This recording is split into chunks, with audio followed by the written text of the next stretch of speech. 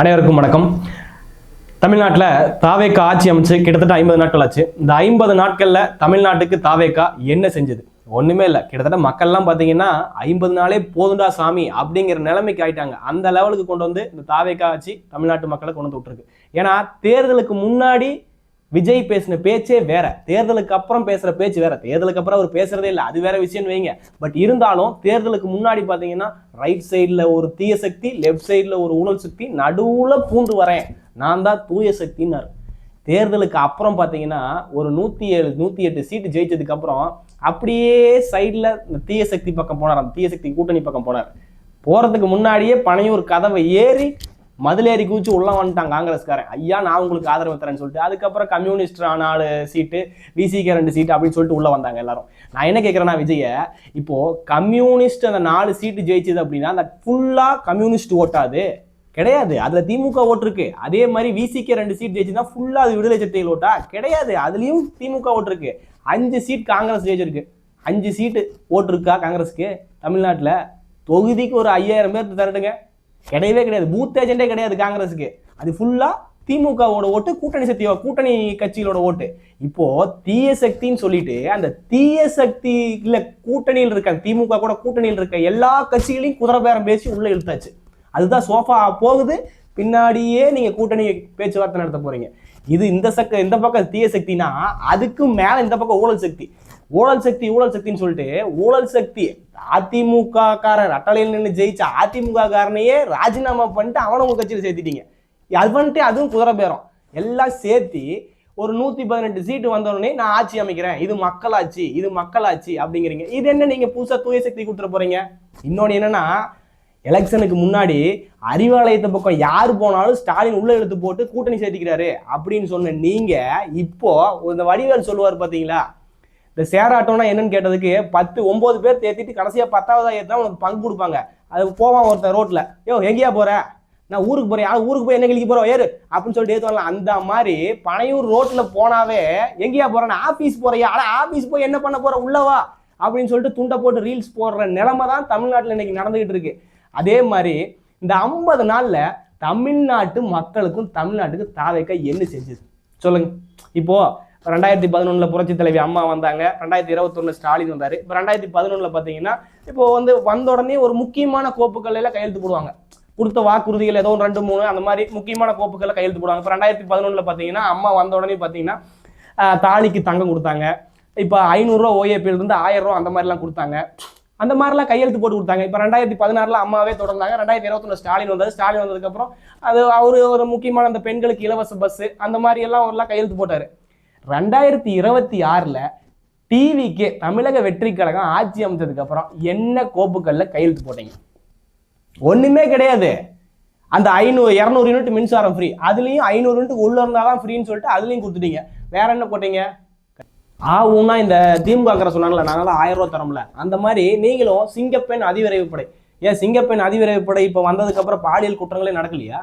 சிங்கப்பெண் அதிவிரைவுப்படை அதிமுக ஆட்சியிலேயே அம்மா பேட்ரோல்னு கொண்டு வந்துட்டாங்க. அதையே தான் பேர் மாத்தி பிங்க் பேட்ரோல்னு சொன்னாங்க. நீங்க சொன்னீங்க பாத்தீங்கன்னா அந்த ஸ்டிக்கர் ஓட்டுற அரசு திமுக அரசு தான். அந்த ஸ்டிக்கர் ஓட்டுற வேலையவே தான் நீங்களும் பண்ணிட்டு இருக்கீங்க. இப்போ அம்மா பேட்ரோல் இருந்து அவன் திமுக காரன் பிங்க் பேட்ரோல் மாத்தலாம், பிங்க் பேட்ரோல் இருந்து நீங்க இப்போ சிங்கப்பெண் அதிவிரைவு படைன்னு மாத்திட்டீங்க.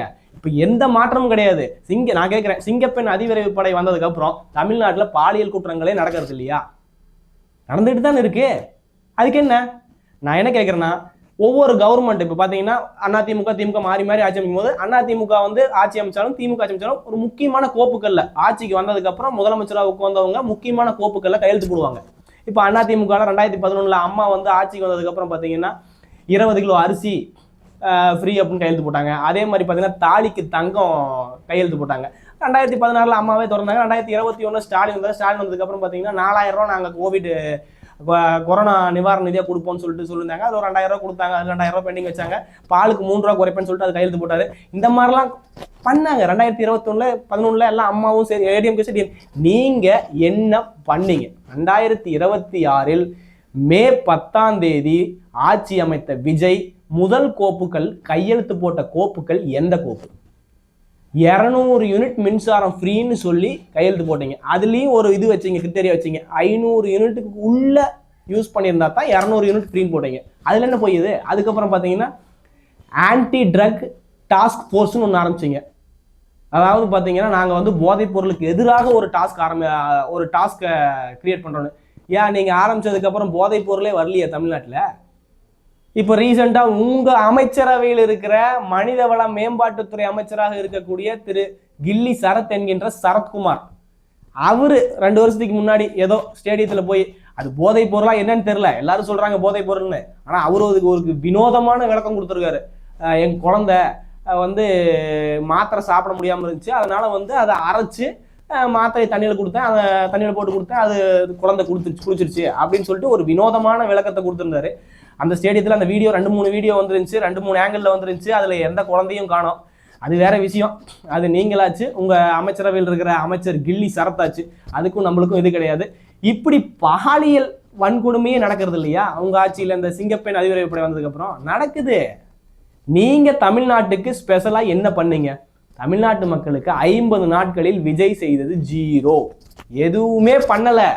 கொடுத்த வாக்குறுதி வேற. இப்போ கொடுத்த வாக்குறுதி பார்த்தீங்கன்னா 5 ஏக்கராவுக்கு உள்ள இருந்தால் கூட்டுறவு சங்கங்களில் வாங்கிய விவசாய கடன்கள் அனைத்தும் தள்ளுபடி.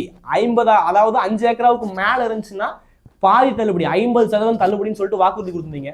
இப்போ என்ன நிறைவேற்றினீங்க?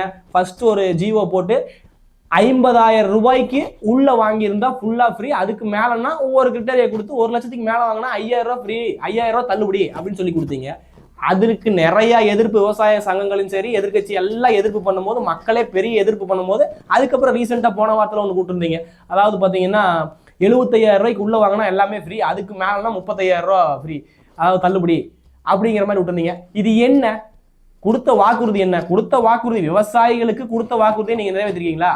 படத்தில் மட்டும்தான் நீங்கள் விவசாயிகளுக்காக போராடுவீங்களா? ரீலில் மட்டும்தான் விவசாயிகளுக்காக போராடுவீங்க, ரியலில் விவசாயிகளுக்காக யாரும் நீங்கள் போராட மாட்டீங்களா?